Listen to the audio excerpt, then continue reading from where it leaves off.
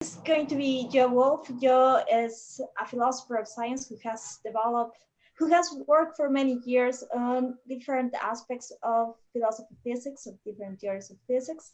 And now we are going to discuss her paper from the collection that we are reading right now.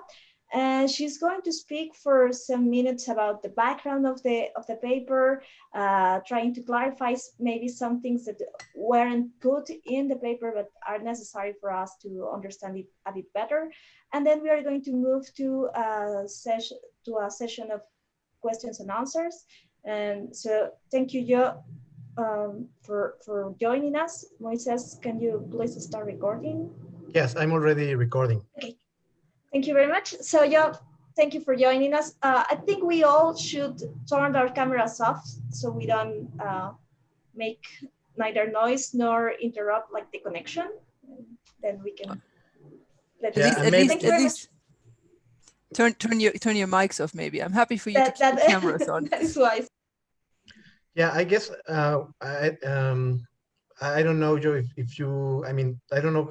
You mentioned that your presentation was going to be short. Mm-hmm. However, will you be taking questions during your presentation, or do you want to wait? Do you want to just say something very quickly or about your paper and some of the thesis there, and then take questions? I think questions at the end makes more sense because, as I said, it's not going to be long, so it might just be more cohesive. Okay, great. Thanks.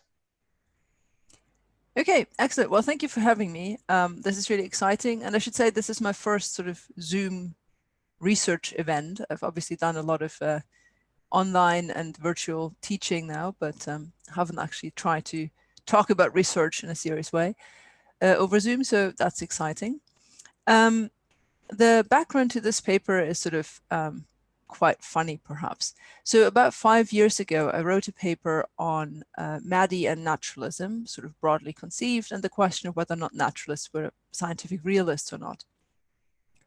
And I wrote that paper. I said a lot about Maddie. I said a little bit about Van Frassen.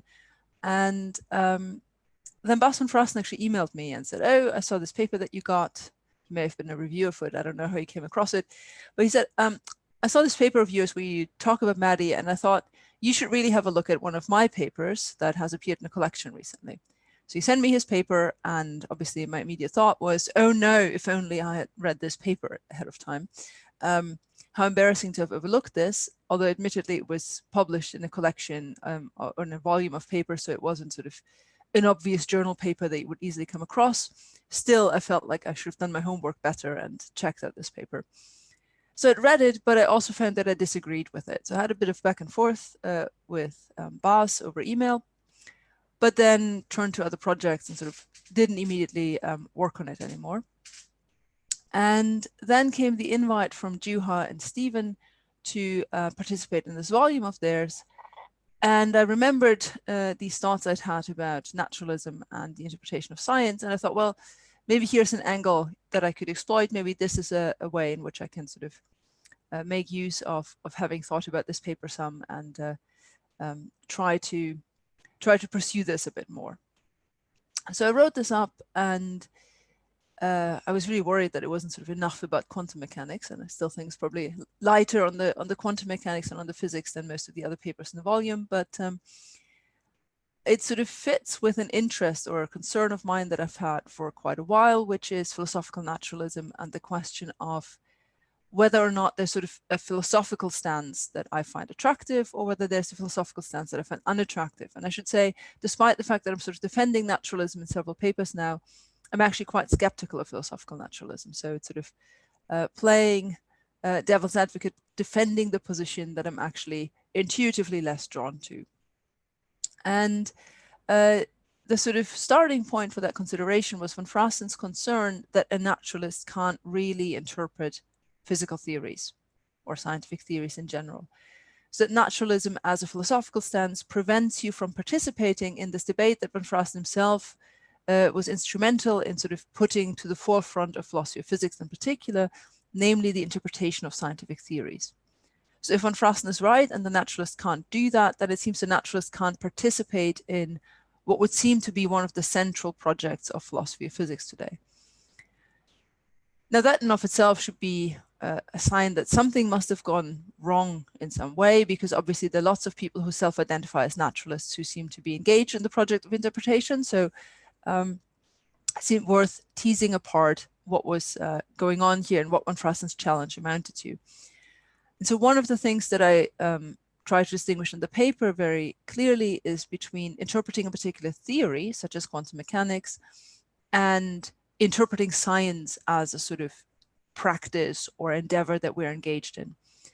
And actually, I agree with von Frassen that the naturalist doesn't really have a very good way of interpreting science as a whole, in part because the naturalist doesn't permit herself sort of stands outside of science, right? Naturalism is supposed to be philosophy as continuous with science, so there doesn't seem to be a sort of perspective or stance from which you look at science and say, well, what is this practice of science, and sort of how do we make sense of it from outside of it? Because as far as the naturalists, at least of the sort of Quine and Medi variety is concerned, science and philosophy are just meant to be continuous. So I actually agree with von Frassen that there's something funny about that stance.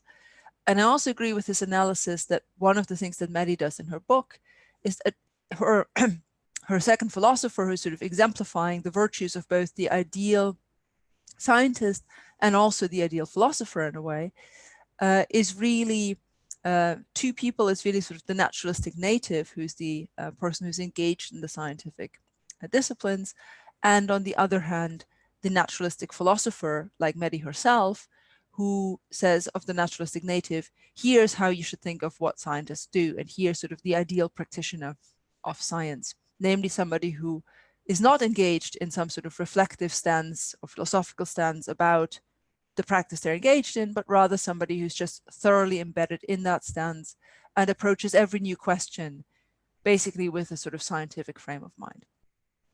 And so I think von Frassen is right about all of these things, but then the way that von Frassen wants to put pressure on the naturalist is not just to make these observations, because a naturalist would probably not be very impressed by them, but rather by trying to show that somehow in putting forward the naturalistic native, as he says, as the ideal practitioner of science, the naturalist is endangering science as a project, because you're sort of less likely to engage well with science if you're a naturalistic native than you would be if you were willing and open to sort of philosophical reflection about science.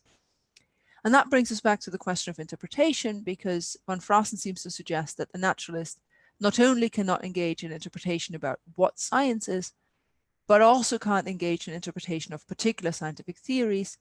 Yet this latter endeavor, this latter form of interpretation, interpreting particular scientific theories such as quantum mechanics, is one that's actually historically been quite important for the development of scientific theories, or at least that's what von Frassen claims. And so if the naturalistic native is somebody who can't engage in that kind of practice, that would seem to be bad for the practice of science, not just sort of for what broad philosophical stance we want to take.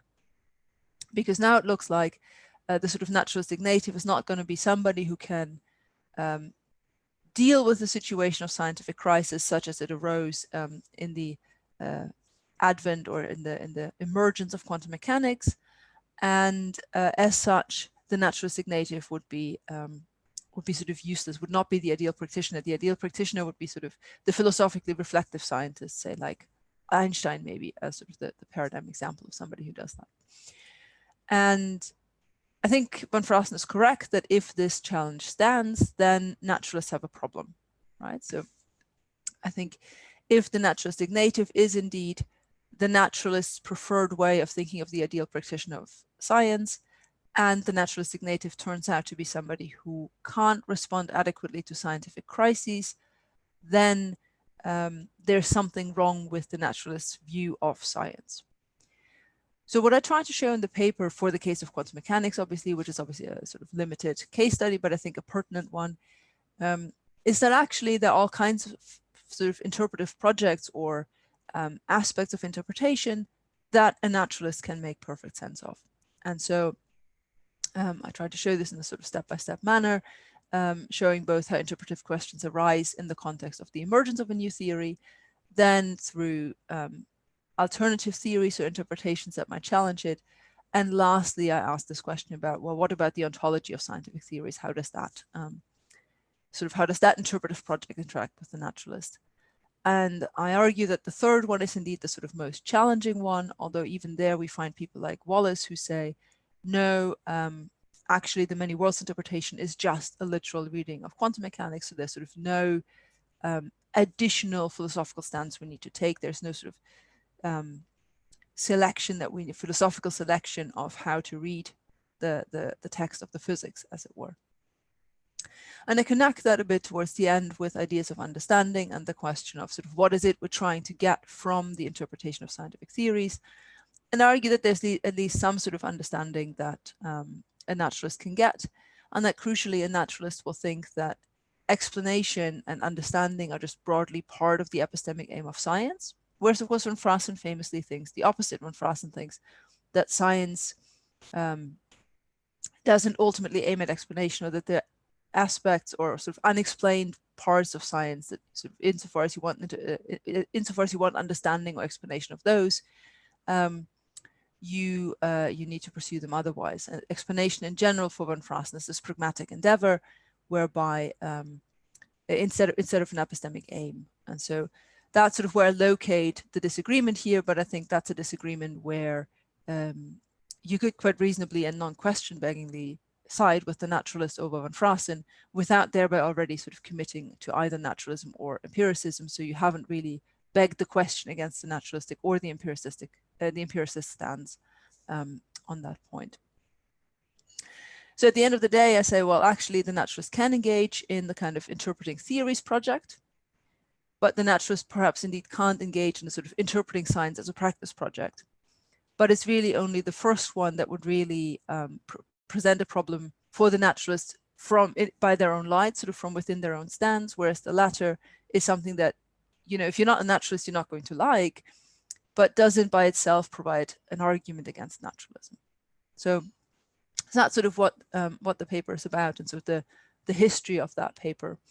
And as I said, my main interest is actually in naturalism rather than quantum mechanics, although I've oddly enough written papers on quantum mechanics for reasons I don't fully understand myself. All right, I'll just stop here so that we have some time for questions. Thank you, Jo. I don't know. Do anybody have any? Do anybody want to be the first one asking questions? Raise your hand. If not, I'm gonna be the first. I'm going to be the first. I really like what you did on the paper, exactly on the section of understanding, because what we usually find is all this perspective on understanding very like apart, like people tend to prefer one approach to understanding to others and so on and so forth. And so I really like the way in which you connected them. But I was wondering if when connecting them and getting a whole picture of what scientists are doing, trying to understand that theory in different steps, you were overlooking the other discussion regarding the content of understanding. So there are these three views on what type of content we understand, and some regard this to be factive, some others say something close to factive, and it's the quasi-factivism and the non-factivism view. And what I think that happens when you see what like the second philosophers are doing and what the Van Frassen approach type of philosophers are doing is that they are thinking that some parts of the theory that they are understanding are false, and maybe the other ones do not think the same. And so this might have an effect on the type of understanding that we get at the end. So for instance, while the philosopher of science might take all these theoretical elements to be like fictions, abstractions, or idealizations, and then saying that they are not true, the physicist might say, oh no, all these things are true. And so the thing that will result, the understanding of the theory, might be of a different type, of a different flavor at least. And so the distinction that Van Frassen was trying to show will remain in a sense when you see the products of understanding from the second philosopher's view and from the physicist's view. So I was wondering if you have any thoughts on this.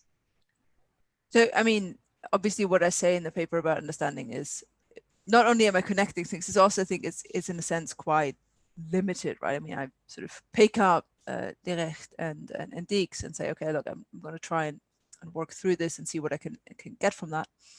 But I don't, I certainly don't develop a sort of full theory of understanding here.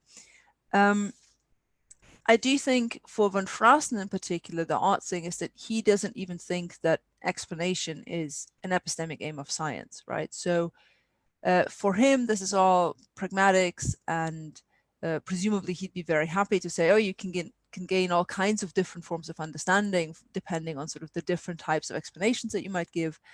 But in a sense, understanding in that sense that would require an explanation, which, you know, I think most people think that there's some tight connection between explanation and understanding.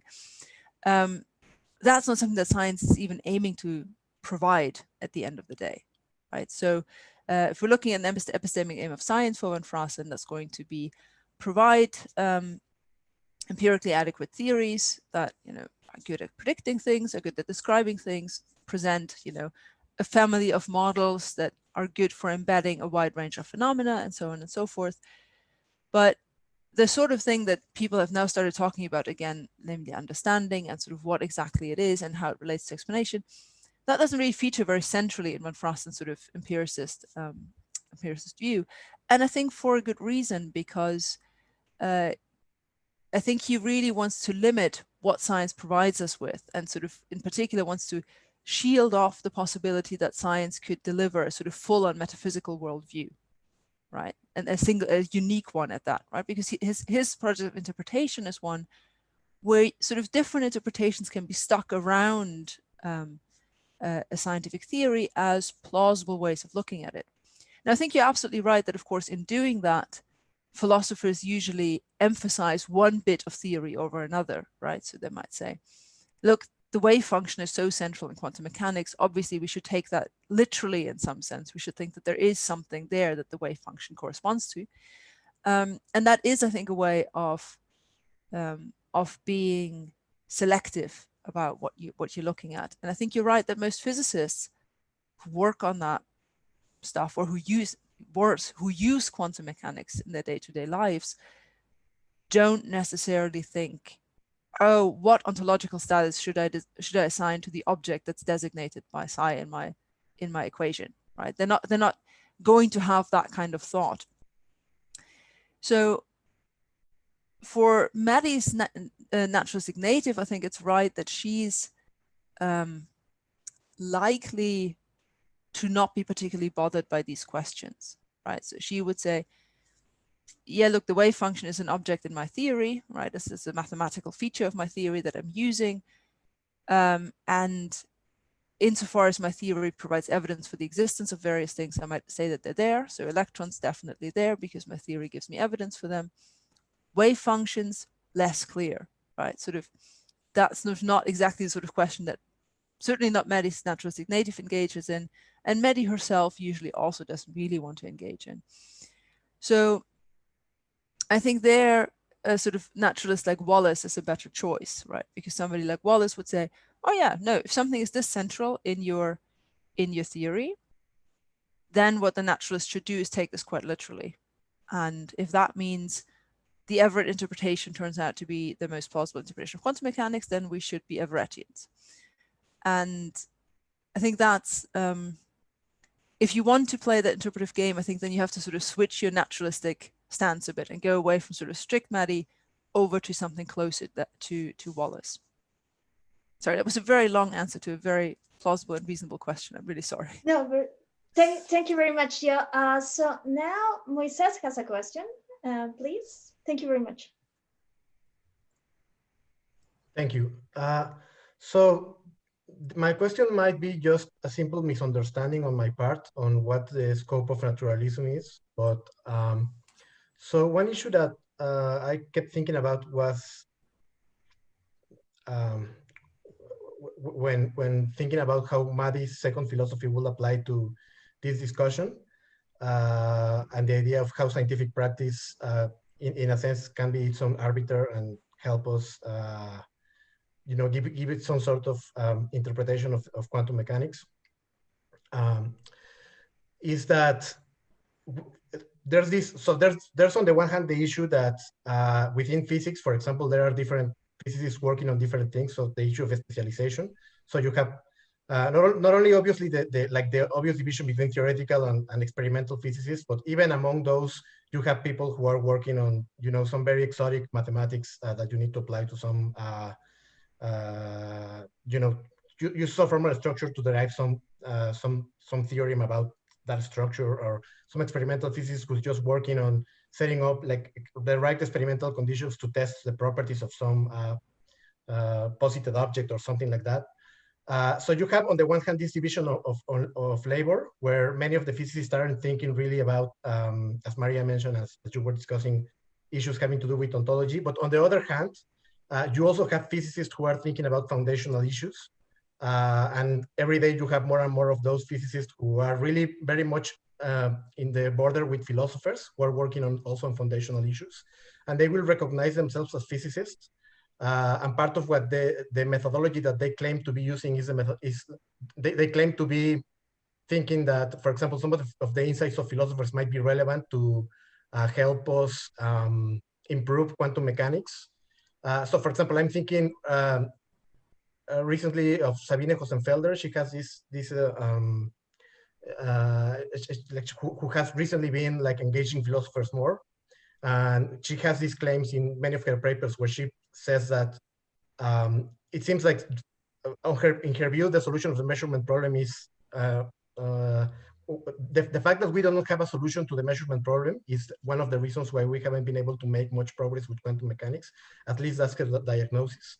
And then you see other physicists like that thinking the same thing. So why shouldn't we think that that this view, like this meta-theoretic view on which you can like get out of the physics of the scientific practice and try to interpret it in the sense in which other people offer interpretations, the Bohmians or the GRW people, etc.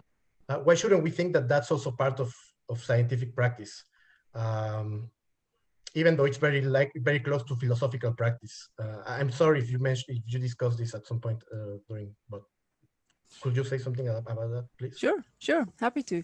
So I agree with you. So I think that there is actually quite a bit of scope within scientific practice, if you look at the actual practice of science, to say, no, a lot of the discussion that philosophers sort of want to have, or sort of certainly the kind of philosophical reflection that von Frossen thinks, rightly in my mind, is necessary for moving science forward, is actually taking place within science itself to some extent. And that sort of bolsters the naturalistic view that actually you can be a participant in science without thereby foregoing interpretation in some sense, right? So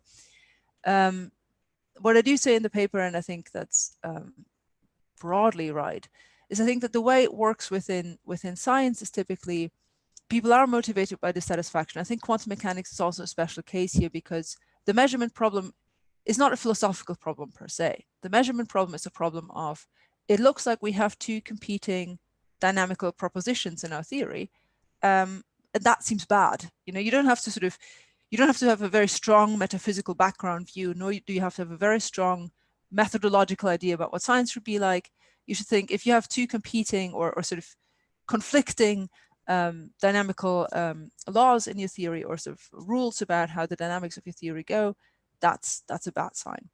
So in that sense, there's a problem within the scientific theory, and I think that's why physicists continue to be drawn towards it. Now, I think it's true that there was sort of this gap period where people just said, oh, we've now found some sort of unified mathematical solution for this. We have practical problems we want to work on. There's lots of money coming at us from the defense industry, so let's just shut up and calculate. I mean, that's historically accurate. But it's also the case that there were always the people who were dissatisfied with it. Everett was one of them, but also, of course, Bohm more famously.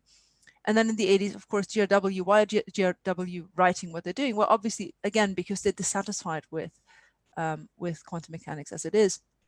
And yet the result of these things, perhaps with the exception of Everett's stuff, are I think, as far as physicists are concerned, actually competing theories, right? So as philosophers, we sort of looked at those and have said, oh, these are interpretations, and I sort of in the paper go through a bit of back and forth with Van Frassen's criterion. I say, even sort of giving Van Frassen a lot that I think many contemporary philosophers of physics are not willing to give Van Frassen, it looks like with GRW and Bohmian mechanics, you're closer to competing theories than you are to sort of strictly philosophical interpretations. And so, of course, it's always possible within science, and I think this is an important feature of science that no naturalist should deny. It's always possible that there are people who have competing theories, right? That's clearly a motive for progress in science, without which science wouldn't progress. And that's not something that naturalists should preclude. And I think that's where Van Frassen goes wrong a bit, or sort of not being entirely clear, is between somebody being dogmatic about practicing science and nothing else, right? So being a naturalist, and being dogmatic about a particular theory, right? And it seems pretty clear that the naturalist has to endorse the first thing, but I think neither the naturalistic philosopher nor even the naturalistic practitioner of science needs to be dogmatic in the second sense, right? So you could say, well, I'm not a Bohmian myself, but I acknowledge that Bohmian mechanics presents an alternative theory. Now, here are my reasons why I'm not a Bohmian. Say, for instance, there's no relativistic version of it, so I don't really see it going anywhere. And that seems to me to be an inner scientific dispute, not something that's primarily a philosophical dispute about science. Thanks. Thank you. Yeah. Now, Gerardo has a question, and then Quentin, okay? So I have many questions, and I'll try to be selective, but I just wanted to mention, what do you think about these attempts at constructing relativistic GRW and pilot wave theories? Because we do have some kind of versions of those theories. I'm thinking about, in the case of GRW, the attempt by Tumulka, and I'm thinking about there's a paper, and this was in the 99, and then another paper in the 2016, I think, by Dur and et al., who defend some relativistic version of pilot wave. So I'm just a little confused. Why do you say that there is no relativistic version of these theories? So I didn't mean to assert this. So this was sort of me speaking in the voice of the physicist who says, this is why I'm not a Bohmian, right? And so typically what you hear the physicist say, who is, I'm not a Bohmian, says, oh, because they're not sufficiently relativistic, I don't see it going anywhere. So that's sort of me reporting conversations or comments I've seen people make. Now, I think you're absolutely right that there have been recent attempts, both on the GRW side and on the Bohmian side, to present relativistic versions of the theories.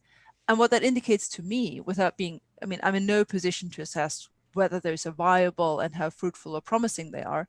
I'm not a physicist. I'm not even a philosopher of physics. I'm a philosopher of science.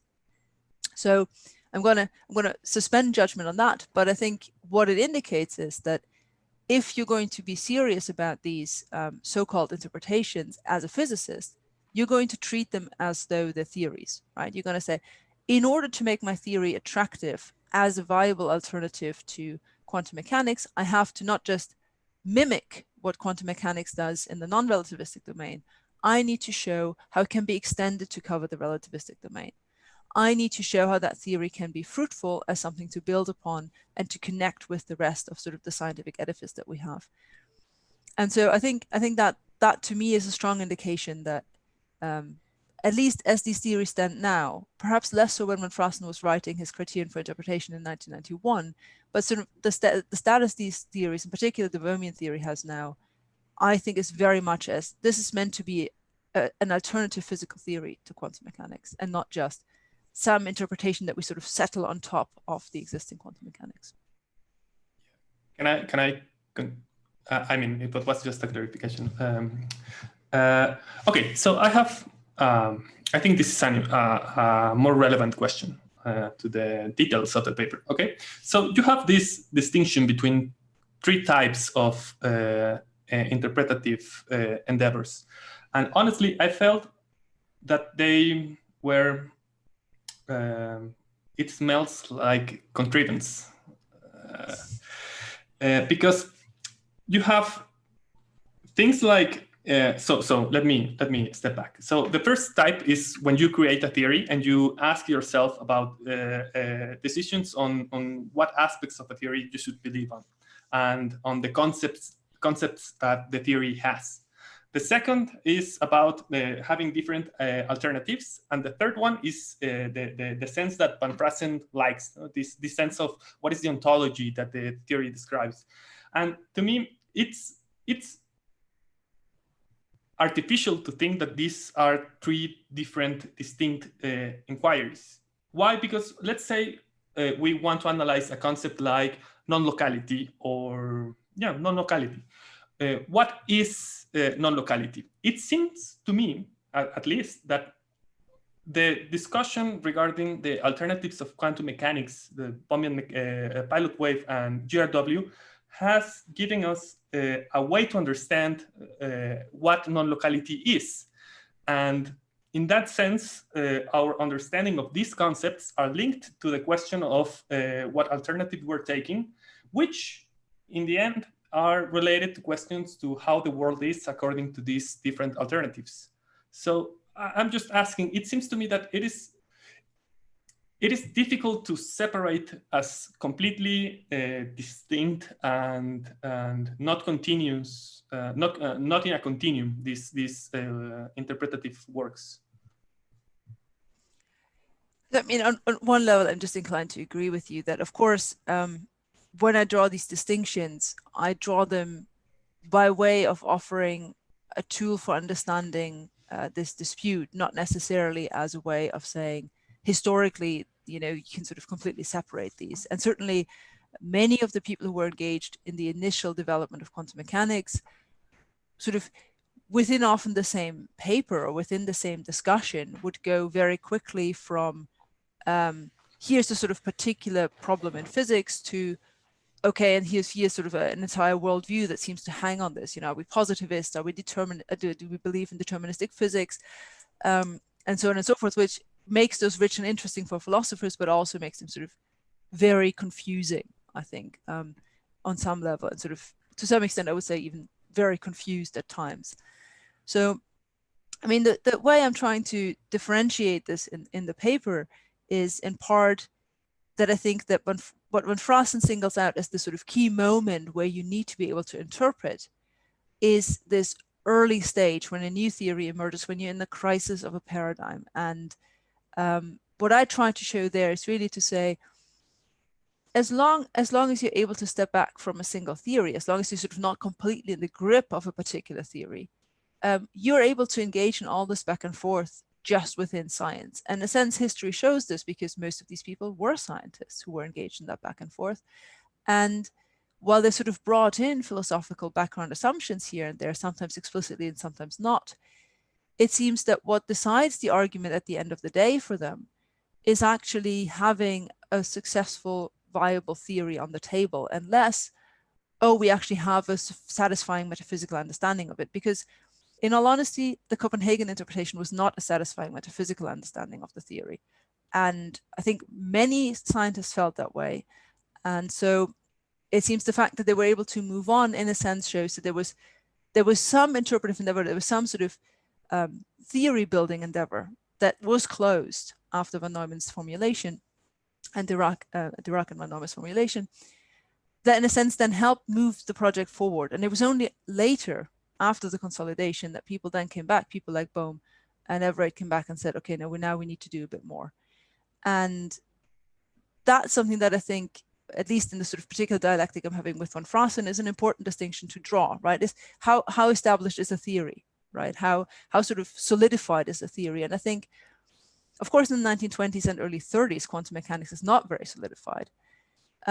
By the 50s, when people like Bohm and Everett are sort of coming out of the woodworks and saying, no, actually, we're dissatisfied here, quantum mechanics is actually, to some extent, quite solidified. And the way that people go about is to say, we understand it to the point that we need, and we're just not asking any more questions, which philosophically is very dissatisfying, but seems to say something about that something has happened in between, 1935 and 1955, and that's sort of the conceptual distinction I'm trying to draw here. Again, I think from a philosophical perspective, I agree with you that the issues don't go away. But as far as the practice of science goes, they seem to have gone away to some extent. So Gerardo, if you have another question, I can put your name in the list, but we have now. Yeah, please. I'll write your name there. Now, please, Quentin. Yes. Yes, my question is, I was wondering what's the place of epistemology in this picture, because we've been talking about interpretation, about metaphysical interpretations. And when I think about stepping back, a scientist stepping back, I can think of, maybe reflecting on the interpretation, but also on the methodology and what is confirmed or not by experience. And I wonder if what a naturalist would say and to what extent can be part of science, or if it can be quarantined from more generic questions about the aim of science. Good. So it seems clear that Maddie thinks you can do that, right? So Maddie clearly thinks all epistemology is just the methods of science, basically, right? So she's very unimpressed with problems of skepticism, right? So if you, in fact, she sort of likes to dismiss people like Van Frassen as basically just global skeptics, and so that's not very interesting. You could disagree on both counts. You could say A, Van Frassen's not a skeptic, and B, global skepticism is interesting, but clearly that's not going to move Maddie very much. And I think there's a sense in which she doesn't want to have a sort of positive normative epistemology at all, because again, that would be presuming a philosophical stance whereby you can sort of devise a priori what sorts of rules of reasoning or what sorts of criteria for counting something as evidence you would want to impose. And that's precisely the sort of thing that she thinks that we as philosophers can't do, right? What she thinks that we as philosophers can do is we as philosophers can embed ourselves, immerse ourselves in the science, and take, of course, information from science. If science tells us that our senses are sort of okay for, daylight conditions and sort of, unimpaired vision, but not so great at night or, at microscopic distances, then that's, of course, information that we should take into account as we think about what we could hope to observe and what we can't hope to observe. But clearly, if you were to go in and say, you should only permit things that you can see with your unaided senses, and sort of don't need a sophisticated instrument to see, like Van Frassen in some modes seems to suggest, then that for Maddie would be unacceptable, right? And sort of that's exactly sort of imposing from the outside some prior constraint on what you should accept. So that seems to be sort of the built-in epistemology seems to be start from within the science and never leave the sciences. That's insofar as there's an epistemological norm, that would be it, I think. Okay, thank you. Federico, please. No, Moises, and then Federico. Oh, I think since I already had a chance to ask a question, maybe Federico should go first. Okay, then Federico, and then you.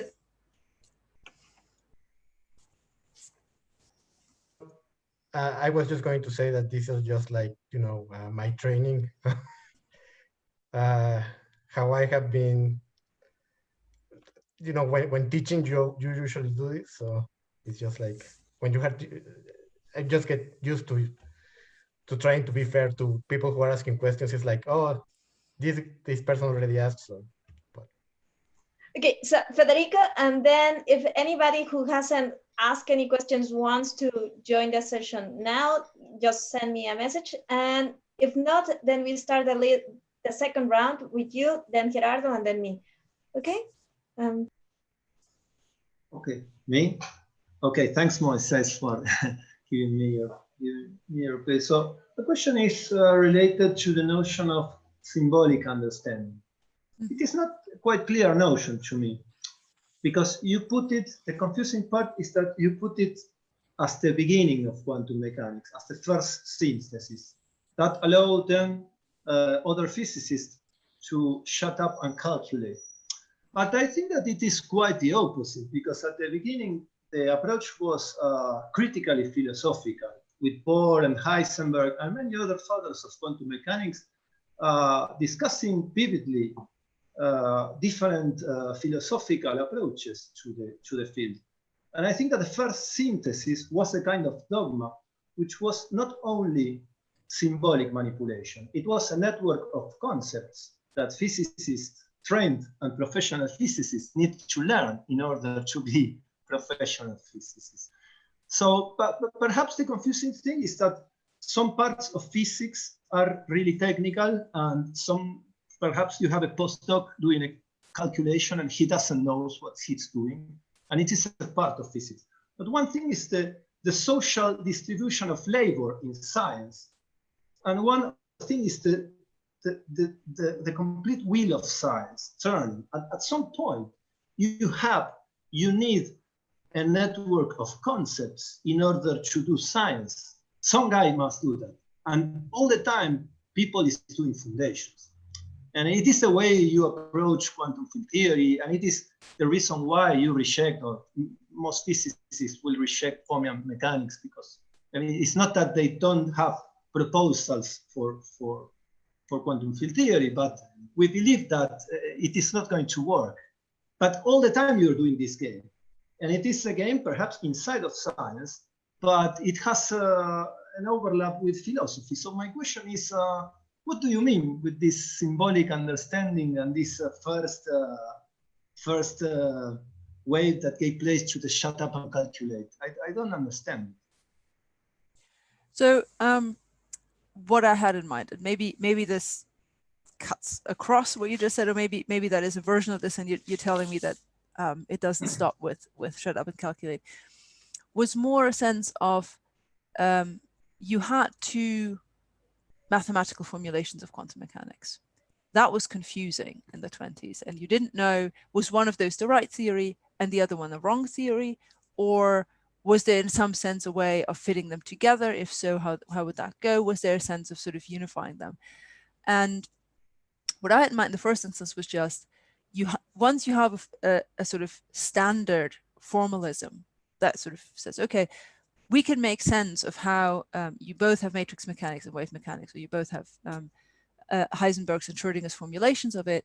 And now we have a sort of formalism that helps us understand why we have these two mathematical starting points, and yet they seem to lead us to the same sort of, we have some reassurance that they lead us to the same point. Now, I think that's an entirely mathematical or symbolic reassurance in the first instance, because I mean, there are people today who say, why do people say that these were equivalent formulations, right? They're equivalent in some mathematical sense. They're not equivalent ontologically, if you care about that. Or at least the sort of prima facie interpretation you would put on them doesn't suggest that they're ontologically equivalent. And that was sort of the sense that sort of the consolidation that I think was achieved to some extent, sort of a sense of, we know now what broad formal apparatus we're going to bring to bear here. And that then allows you to shut up and calculate, right? Before that, you don't even know which math should I be using, because you're not entirely sure that the different approaches will in fact lead to the same results. And so that's I think the sort of very minimal sense of symbolic understanding that's achieved. Now I want to grant you completely that at all times, in a sense, you want a bit more from your symbolic understanding. Of course, you're operating with concepts, and I do think, and maybe I don't know whether you agree with this, but my sense is they're interconnected concepts, and you sort of have to grow into them, right? There's a sense in which, especially with a theory like quantum mechanics, looking at it from the outside and say, okay, just explain what entanglement is to me without sort of mentioning anything else about quantum mechanics, that's going to be very difficult. So in a sense, those fit together, and what happens over time is that as you use them and as you work with the theory, you gain some sort of understanding of them. But it's an understanding that I think certainly is not of the sort of philosophers, I now know what the world is like according to quantum mechanics variety. It seems more a sort of, I know how this concept relates to these other concepts in this theory, and I can manipulate them successfully. And that's something that I do think did emerge in that context as well. Although unlike the sort of purely math part of it, you kind of still want to know a bit more about what these concepts, so the question of what these concepts mean seems to remain open in a way that maybe the math relationships, sort of the relationship between the different formalisms per se, no longer seem quite in the same way open to the question, but how do they really relate? I see, I understand what you mean. Thanks. So now we're getting ready for the second round. So Moises, then Gerardo, and then it's going to be me. Thank you. And thanks again for being here and answering the questions. I know that these sessions can be tiring. I mean, I'm still very, very puzzled and very curious about like the pragmatic second philosophy approach to many of these issues. I guess perhaps one of the reasons why that's the case is because I haven't taken the trouble to read a lot about it. Since I must confess my bias against that that philosophical viewpoint. So I mean, I'm thinking a little bit about one of the issues that you have brought up on a number of occasions, which is the difference between a philosophical interpretation of a theory and rival theories. So, for example, you have mentioned that GRW and Bohmian mechanics could be considered, in a sense, rival theories that scientists could discuss their different theoretical virtues. And even though there might be philosophical elements, you are inclined to think of them as more rival theories. And then I guess I'm not entirely clear exactly as to the difference between the philosophical interpretation and the rival theories, because so you could, for example, suppose that you have some criterion like the theories have different entailments, right? Or for example, for two theories to be different and not just mere interpretations, they must entail different things, right? But like you could do that even from the armchair. For example, suppose that you accept like every object has a fusion, you know, like the meteorology stuff. One person accepts that theory and another person accepts a theory where no two objects have a fusion. Then even though they might not say anything else, anything that has to do with you know, scientific practice or anything like that, or specific applications, but those two theories will still have different entailments, and they could still be theories, for example, about material composition. And just for the sake of argument, suppose that meteorology has something to say about that. So it cannot really be just different entailments, but but maybe can it be then that different scientific practices or different you know, different use of instruments or different sorts of measurements? But it seems that at least I don't see how it could also be that, because for example, at least for what we have now from Bohmian mechanics or GRW or many worlds, all of those seem to agree that experimentally we're going to get the same observations. We're still going to have to apply the Born rule, etc. So if it's not different entailments and if it's not different, you know, measurements or methodologies within practice, then what will be the difference? Or perhaps I missed something about that you said about that. Yeah, so the entailments, I think, I mean, so this is von Frassen's criterion, right, that I'm applying here. And the entailments are meant to be empirical entailments, right? So you're absolutely right that, of course, logically, these theories entail different things, but von Frassen is keen to say it's only a new theory if you make a new empirical prediction. Mm-hmm. And I mean, he writes, this is a criterion that I should again say, he writes in 1991, that's in his 1990 or 1990 book, so early 90s.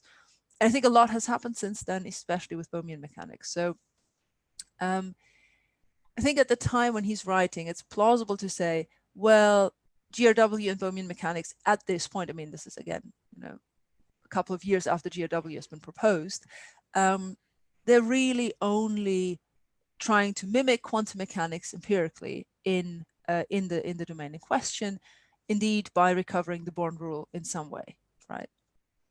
And that makes them suspect as sort of genuine physical alternative theories, which I think at the time when Frassen is right to sort of insist that's a bit odd, right? Because usually when you propose a new physical theory, you don't just want to recover the empirical results of the old theory, you also want to do something else.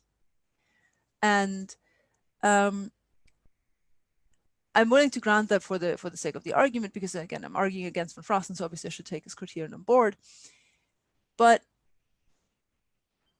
even when you do that, it seems that the structure of the theory looks a bit different, right? So you're accepting different laws. I mean, obviously in GRW, you have a different physical law that says, okay, here's how collapse works, right? There's no such, here's how collapse works part in the original quantum mechanics. And in Bohmian mechanics, you say, oh no, here's a new formula that describes how particles move, right? They're particles, they have positions, and here's how they move.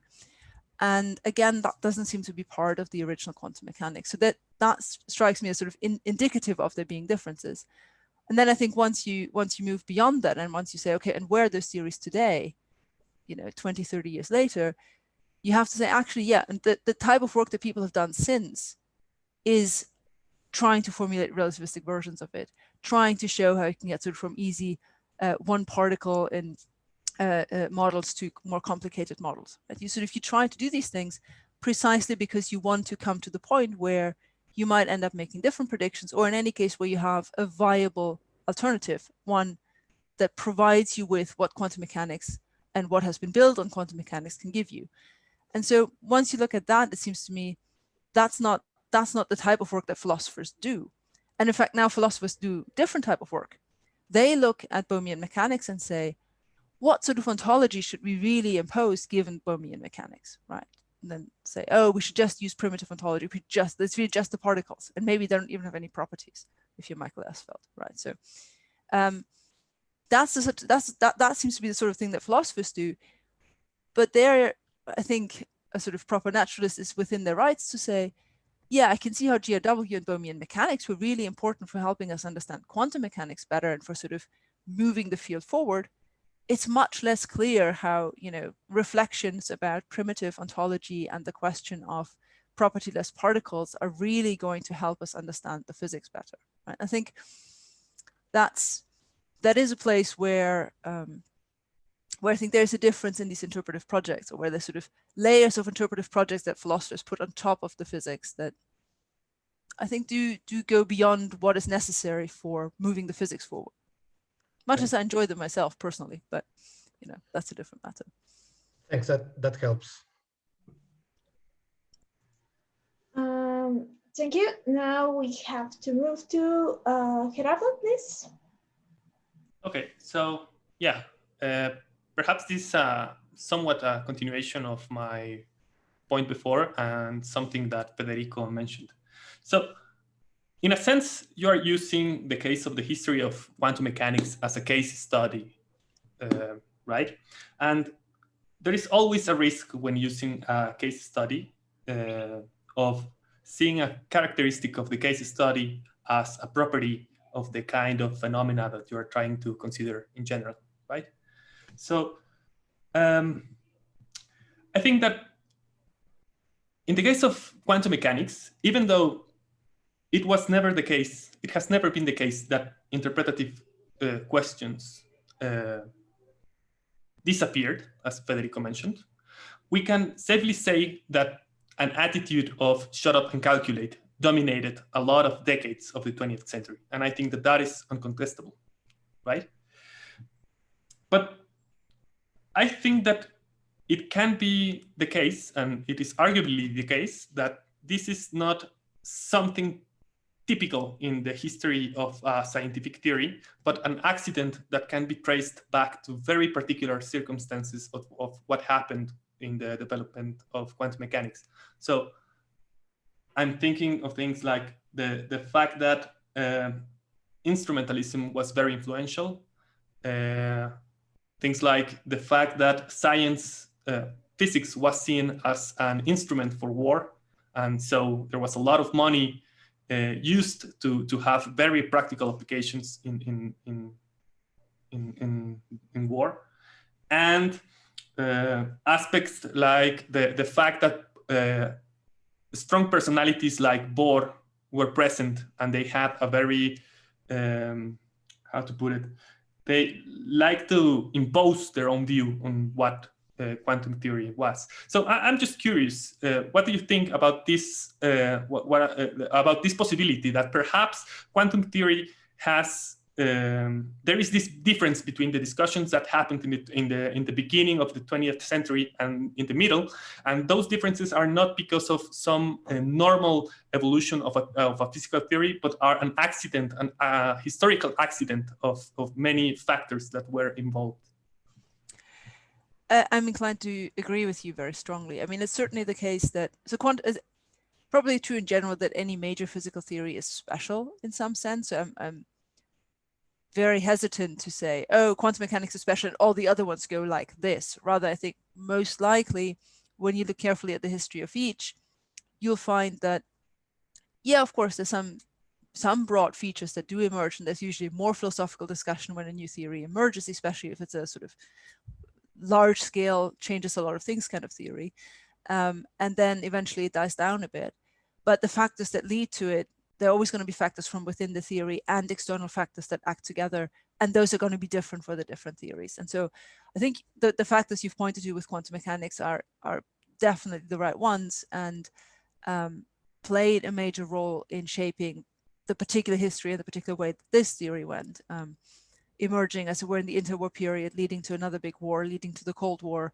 Obviously that made a huge difference, and the money that went from defense into physics and theoretical physics was enormous, and so changed radically the number of people employed in that field, and the way in which, and sort of the way in which were employed, and what sorts of ways of thinking were encouraged, and what sorts of ways of thinking weren't encouraged.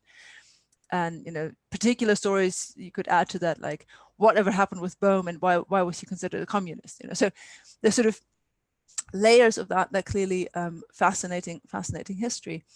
There's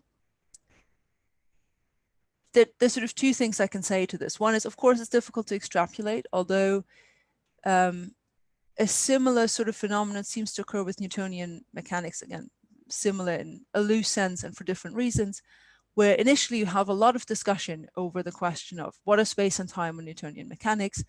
Should we take them seriously? Is it legitimate to have gravity as this force that doesn't seem to meet our previously established criteria for intelligibility because it's at a distance?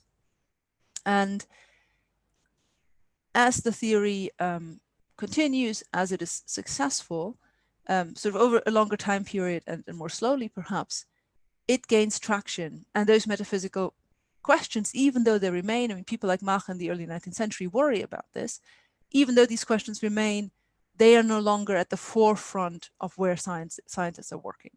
So I think that is perhaps a broader phenomenon. And again, obviously it's a historical project that sort of trace this through different big theory changes in physics that isn't entirely sort of peculiar to quantum mechanics.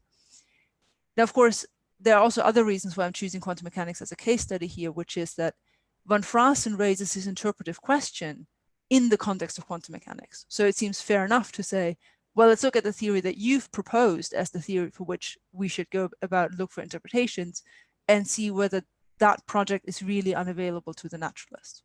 So in a sense, for the minimal dialectic that I'm having with von Frassen, I think it's a fair case study, even if it doesn't generalize.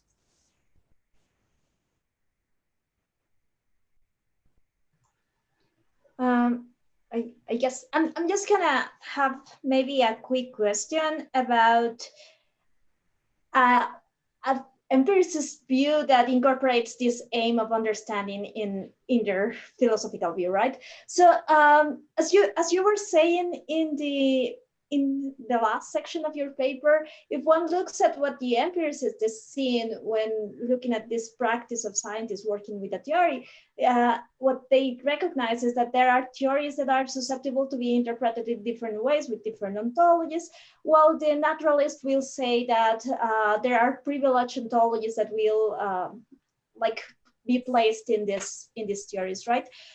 And so if one concedes that maybe the empiricist hadn't thought about understanding as a name of science, but now she does, and wouldn't she say that the type of understanding that you gain is sort of model understanding? So now you can navigate through the a structural or logical space of the theory, but it's a mistake to say that there is a privileged interpretation that will be mapped within that theory.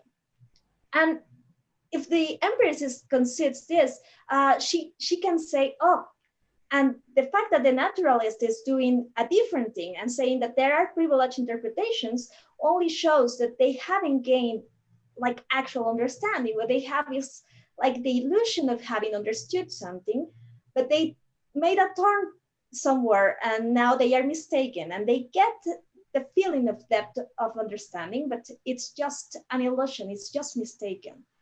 I was wondering if this could be the case, if an empiricist can come back and say this.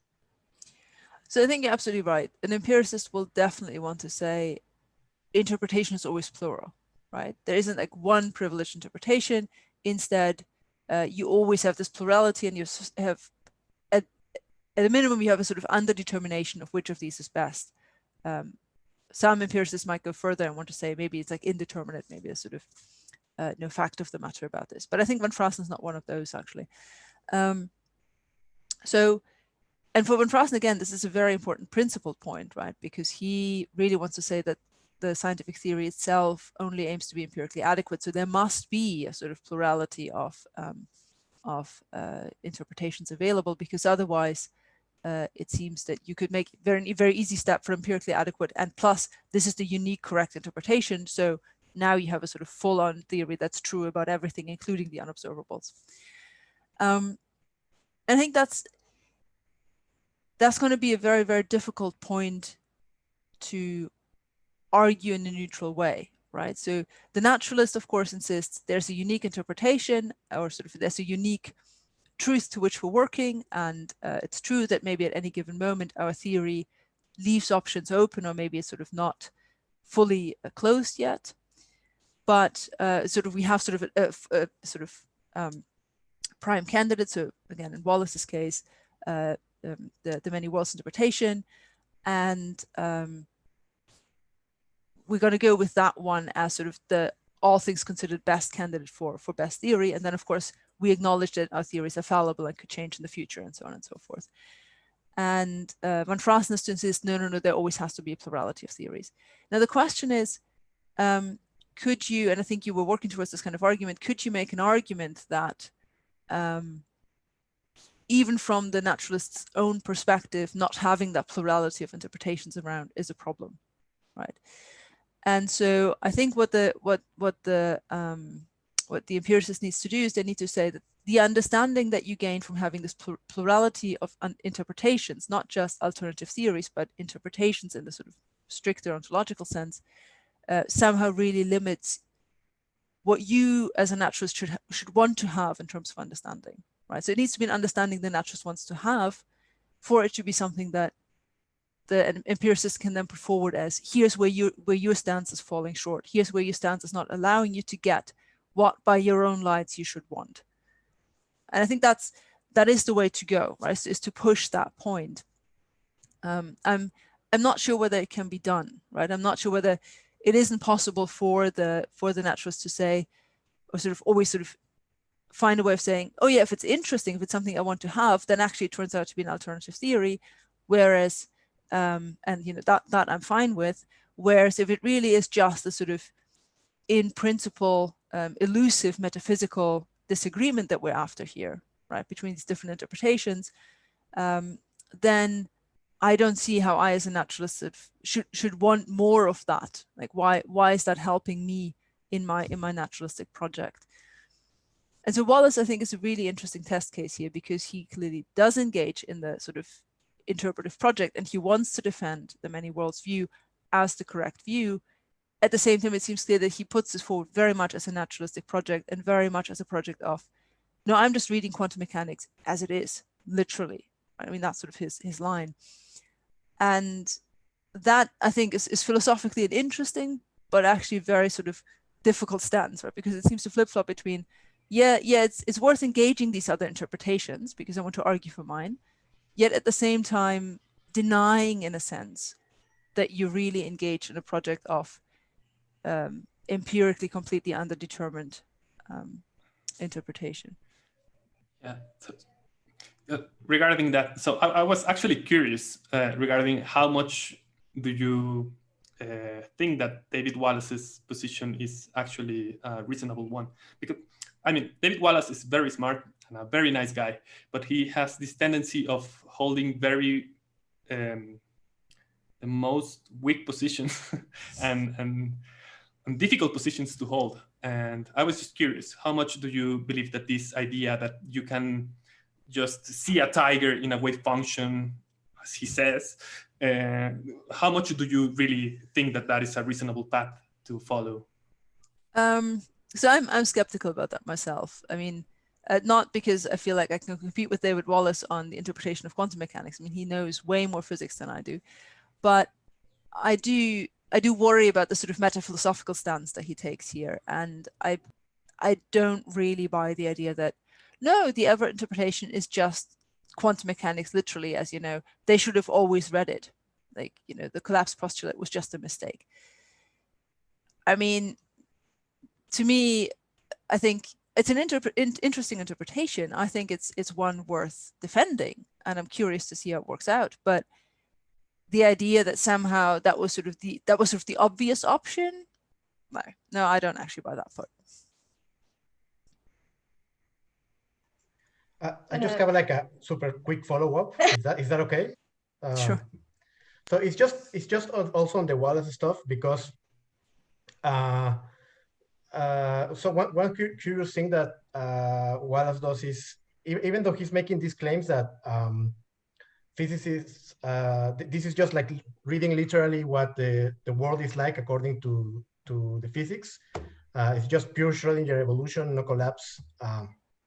He has all of these arguments for why his interpretation of many worlds, which is a very specific interpretation. I mean, there are like, among the many people who have written on many worlds, he has, for example, an interpretation in which you can get for example, the Born rule out of the, decision theory axioms, right? And then he's very, specific interpretation of probability, and he also has like all of this discussion about the nature of worlds. So he says like, well, what are worlds? What are actually worlds in the many worlds theory according to my view? And he says, well, they aren't really that definite objects that have like clear criteria of individuation.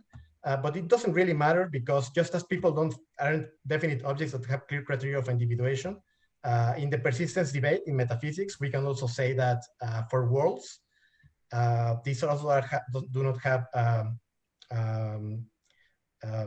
like precise criteria of individuation. So I'm mentioning this because, for example, for those debates on how to interpret probability and on how to interpret the nature of worlds according to the wave function, he does go back to what philosophers have said on those issues, and then tries to motivate why this is the correct way of interpreting what the physicists will be saying.